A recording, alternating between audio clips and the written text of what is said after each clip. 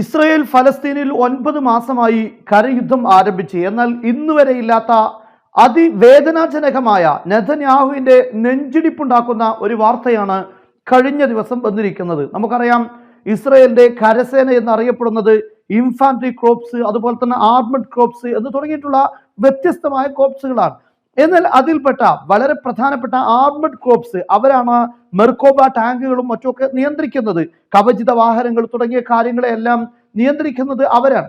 എന്നാൽ ഈ ക്രോപ്സിന്റെ 401 ബ്രിഗേഡ്സ്, ഈ ബ്രിഗേഡ്സിന്റെ 2 ബറ്റാലിയനുകളിലുള്ള 2 കമാൻഡറുകളാണ് ഒരൊറ്റ ദിവസം തന്നെ ഗസയിൽ വീണിരിക്കുന്നത്.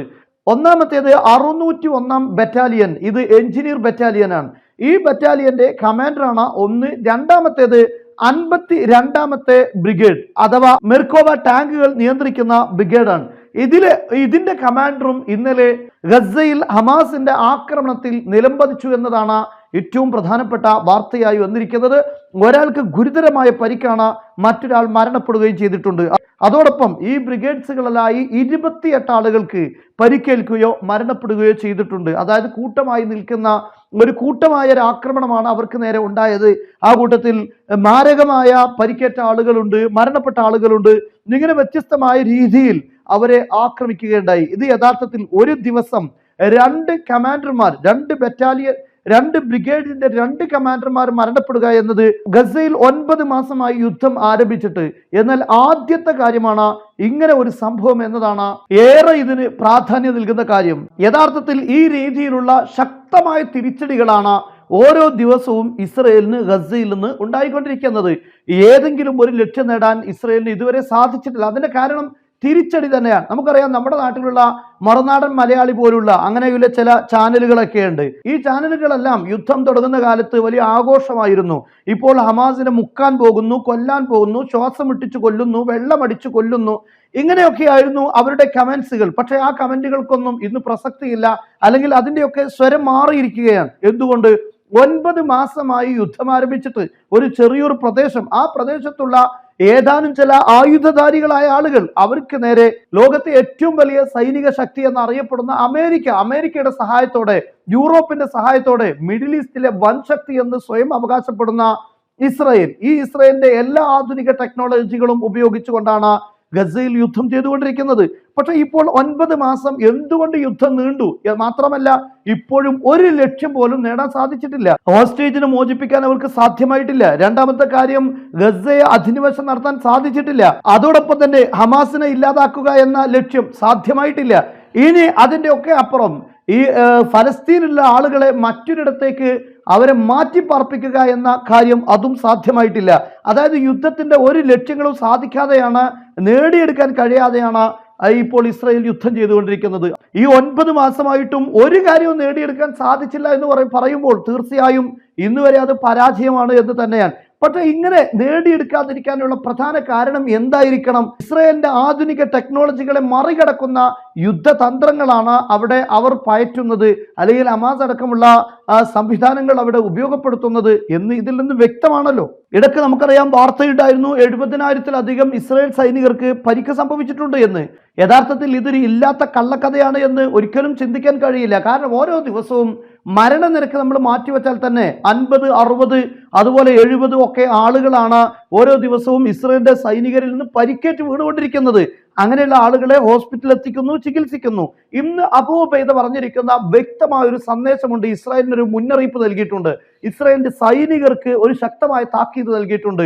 നിങ്ങൾ ഒരു പക്ഷേ ഇസ്രായേൽ സൈന്യമാകാം, അല്ലെങ്കിൽ കൂലിപ്പട്ടാളക്കാരാകാം, ആരായി ആണെങ്കിലും ഈ ഫലസ്തീനിന്റെ ഗസയിലെ മണ്ണിലേക്ക് കയറിയിട്ടുണ്ടെങ്കിൽ നിങ്ങൾ ഒരുപക്ഷെ നിങ്ങളുടെ ഡെഡ് ബോഡി ആയിരിക്കും ഇവിടുന്ന് തിരിച്ചു പോവുക.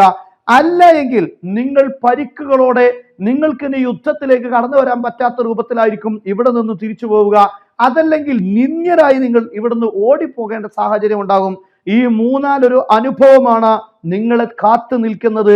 ഇവിടെ നിങ്ങൾക്ക് ഗസയിൽ ഒരു സ്ഥാനവുമില്ല എന്ന് അദ്ദേഹം പറയുകയുണ്ടായി.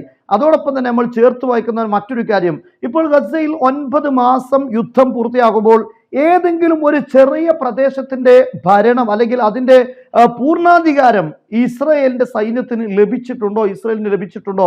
ഇതൊരു പ്രസക്തമായ ചോദ്യമാണല്ലോ. കാരണം 9 മാസം യുദ്ധം ചെയ്തു. ഏതെങ്കിലും ഒരു പ്രദേശം, ഒരു നാട്, ഇത് മാത്രമാണ്.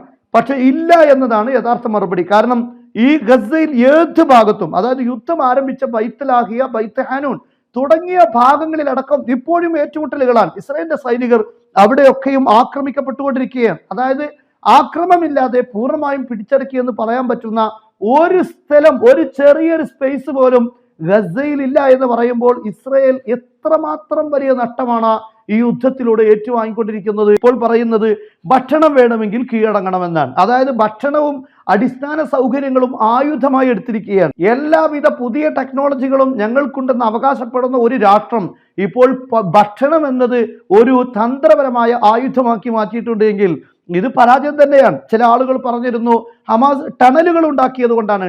ടണൽ എന്നത് യഥാർത്ഥത്തിൽ യുദ്ധത്തിന്റെ ഏറ്റവും വലിയൊരു തന്ത്രമാണത്.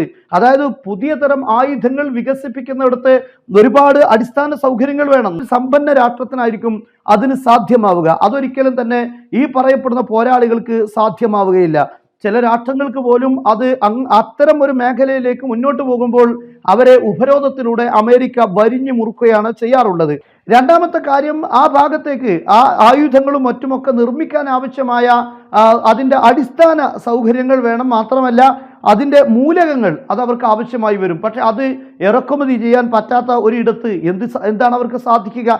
എന്നാൽ അവിടെ അവർ ഉപയോഗപ്പെടുത്തിയ ഏറ്റവും വലിയ യുദ്ധതന്ത്രവും അവർ വിജയിക്കാൻ ആവശ്യമായ, ചെറുത്തുനിൽപ്പിന് ആവശ്യമായ ഏറ്റവും വലിയ സ്ട്രാറ്റജിക് വെപ്പൺ തന്നെയാണ് അവരുടെ ടണലുകൾ എന്ന് നമുക്ക് പറയാതിരിക്കാൻ നിർവാഹമില്ല. അത് തന്നെയാണ് ഇന്ന് അവരെ ഈ രംഗത്ത് പിടിച്ചു നിൽക്കാൻ സഹായിക്കുന്ന കാര്യം. എന്നാൽ ആ ടണലുകൾ ഉപയോഗിച്ച് അവർ ഒളിഞ്ഞിരിക്കുന്നത് കൊണ്ടാണ്, ഒളിഞ്ഞു തന്നെയാണ് യഥാർത്ഥത്തിൽ യുദ്ധം ചെയ്യാറുള്ളത്, ഒളിഞ്ഞിരിക്കുന്നത് കൊണ്ടാണ് അവർക്ക് ഇങ്ങനെ പോരാട്ടം നീട്ടിക്കൊണ്ടുപോകാൻ സാധിക്കുന്നത് എന്ന് പറയുമ്പോൾ നിങ്ങൾ ചിന്തിക്കേണ്ടത് അതൊരു മാന്യമായ രൂപത്തിൽ യുദ്ധത്തിൽ ഉപയോഗിക്കാവുന്ന കാര്യമാണ്.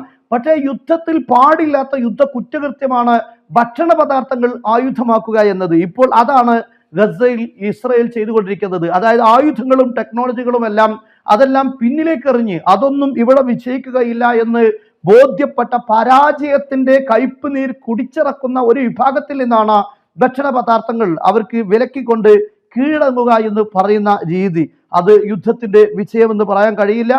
അതൊരിക്കലും ഒരു യുദ്ധ വിജയമായോ അല്ലെങ്കിൽ ധീരതയുടെ രീതിയായോ അല്ലെങ്കിൽ ടെക്നോളജികളുടെ അതിപ്രസരമായോ കാണാൻ കഴിയില്ല.